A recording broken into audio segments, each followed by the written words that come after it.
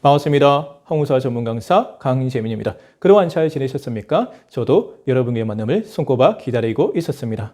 여러분들과 재미있는 역사 이야기를 나눈 이 시간이 저는 굉장히 행복하고 또 보람된 시간입니다.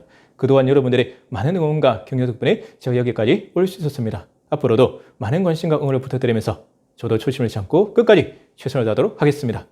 오늘은 지난주에 이어서 나당 동맹의 결성과 신라의 대대적인 반격에 대해서 한번 알아보도록 하겠습니다. 먼저 지난 내용을 한번 정리해보면 백제의 의자왕이 초반에는 굉장히 좋은 정치를 펼쳤죠. 쓰러져가는 백제를 부활시키려는 그런 부흥군주의 모습을 보여줬는데 어느 순간 의자왕이 망가지고 변하고 달라지기 시작합니다. 바로 서기 655년 무렵부터입니다. 그래서 신라한테 기억이 된 것이죠. 그동안 신라는 굉장히 수시에 몰려있었거든요. 무왕과 의자왕이 대대적인 군사적인 공격, 특히 무왕과 의자왕이 신라를 거세게 몰아붙이지 않습니까? 그래서 신라는 완전히 지금 그 당시 존망의 위기에 놓여 있었습니다. 특히 의자왕 즉위 직후에는 대야성을 비롯한 신라 서쪽 변경에 있었던 40개 성을 뺏어가는데 이곳이 지금 낙동강 서쪽 지역, 즉 백가야 지역입니다. 이곳을 다 상실해야 됩니다. 특히 대야성의 함락으로 경주로 들어갈 수 있는 길이 열리면서 신라는 수도 경주까지 이제 걱정해야 될 처지에 놓게 되는 것이죠. 그랬던 이제 신라한테 기회가 오게 되는 것이죠.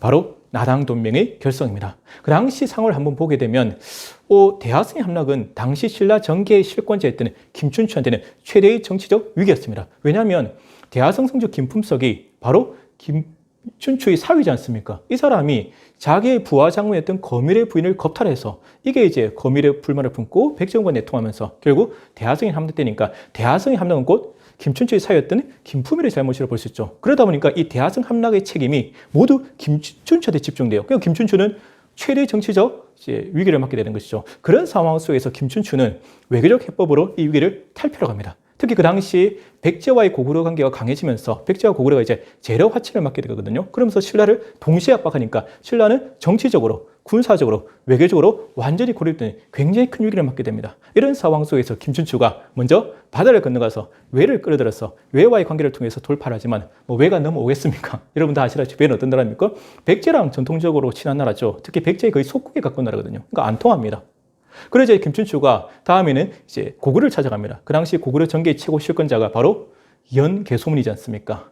그런데 이때 제가 전에 한번 말씀드렸다시피 김춘추와 김유신이 혼인동맹을 맺지 않습니까? 비주류 진골들 간의 결합인데 김춘추 입장에서 조금 미치는 장사였어요. 자기는 신라 최고의 진골 가문인데 김유신 가문은 어찌 보면 편입 진골, 짝퉁 진골이지 않습니까? 좀 손해보는 장사였어. 그래서 실제로 이 얼떨결에 결혼은 했지만 그 이후로 김춘추와 김유신이 특별히 교류했다는 기록은 없었어요. 하지만 이때 바로 김춘추와 김유신의 관계가 전면에 부각되기 시작한 거죠. 김유신이 이때 전면에 부상합니다. 김춘추가 고구려 떠나기 앞서서 김유신한테 이렇게 얘기하는 것이죠. 공께서는 내가 고구려에 갔다가 해를 당하시면 무심하시겠습니까? 이렇게 얘기하니까 김유신 장군이 뭐라고 하냐면 만약 공께서 무슨 일을 당한다면 제가 무슨 낯으로 백성들을 대하겠습니까? 나의 말발굽이 고구려 백제 두 왕의 궁궐을 짓밟을 것입니다. 이렇게 약속을 해요. 그래서 두 사람이 길을 떠나기 앞서서 입술을 깨물고 피를 이제 서로 마시면서 사펠동맹이죠 하면서 서로 약속을 합니다. 김유신이 김춘추한테 약속을 준 거죠. 내가 공을 책임지겠다. 그래서 이제 김춘추가 고구려 길을 떠났고 연개소문을 만나서談판을 짓는데 이제 연개소문한테 이렇게 얘기한 거예요. 백제를 쳐야 되는데 좀 도와달라. 군대를 빌려달라. 이렇게 얘기하니까 연개소문이 호락호락한 인물이 아니지 않습니까? 화를 벌컥 내면서 먼저 너희들이 뺏어간 그 중령 이북의 땅을 돌려준다면 내가 그때는 백제를 치는데 도와주겠다. 그럼 여기서 중령 이북의 땅이 어디냐면 바로 진흥왕이 뺏어왔던 바로 한강유의 땅을 말하는 것이죠.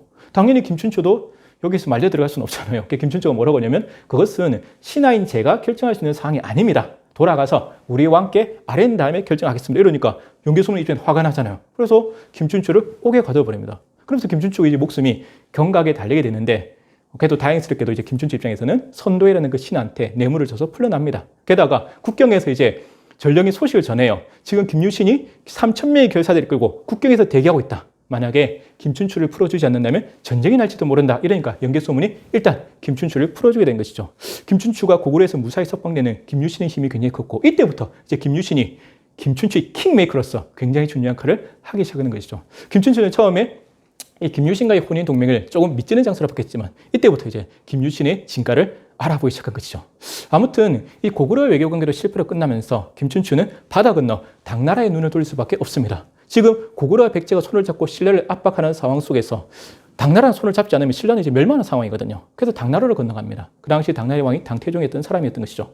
근데 문제는 신라는 그 전에도 이미 무려 16년간 당나라에 대해서 끊임없는 구애 활동, 러브콜을 보냈지만 당나라의 반응이 별로 좋지 못했습니다. 미지근한 거죠. 왜냐하면 당나라는 굳이 신라와 손을 잡을 이유가 없었던 겁니다. 왜? 그 시점까지는 당나라와 백제의 관계가 굉장히 좋았고 또 당나라의 주적은 백제가 아니라 고구려였거든요. 근데 이때는 국제 정치가 이제 급변하고 상황이 달라진 겁니다.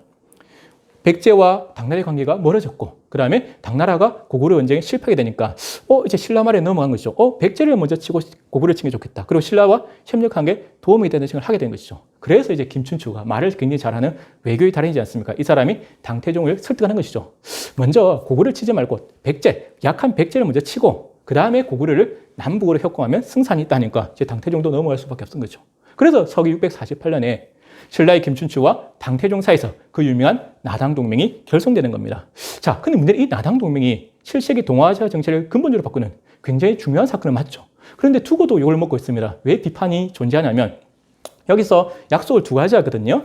먼저 백제를 친다. 그 다음에 고구려를 친다. 여기까지는 좋아요. 근데 그 다음에 어떻게 하냐면 대동강 이북 땅은 당이 먹고 대동강 이남, 즉 백제 땅은 신라가 먹겠다. 이렇게 약속합니다. 즉 김춘추가 여기서 당태종한테 고구려 땅, 대동강 이북 땅을 넘겨주기로 약속한 것이죠. 할지론이지 않습니까? 이것 때문에 두고 이 김춘추는 배신자, 매국노로 지켜서 민족주의 사학자들한테 욕을 먹게 되는 것이죠. 물론 김춘추 입장에서 생각하다면 어쩔 수 없는 선택이지 않습니까? 신라가 살아남기 위해서는 그렇게 해서라도 당나라의 힘을 끌어야 되는데 그렇게까지 외세를 끌어들여야 되느냐. 그리고 끌어들였는데 땅까지 넘겨줘야 되는 비판이 존재할 수밖에 없는 것이죠. 좀 안타깝고 아쉬운 지점이 아닐 수 없습니다. 이렇게 해서 이제 나당동맹이 결성되고 결국 660년에 나당연합군이 출병하게 됩니다. 김유신 장군이 이끄는 5만의 대군이 신라에서 출병하고 그다음에 소정방이 이끄는 13만의 당나라 대군이 서해 바다를 건너서 백제로 쳐들어오게 된 것이죠. 백제는 이제 건국 이래 최대 위기를 맞게 됩니다. 이런 적이 없었어요. 중구의 군대가 바다를 건너서 그 많은 대군이 백제를 친 적이 없고 또 동서로 협공당한 적이 없었습니다. 게다가 그 당시 백제의 군대가 많이 약해진 상태고 의자왕은 그 당시 좀 국정에 소홀하면서 좀 상태가 좋지 못했죠. 이런 상황 속에서 나당연합군이 침공. 백제가 이 위기를 잘 극복할 수 있지 굉장히 우려스럽지 않을 수 없습니다.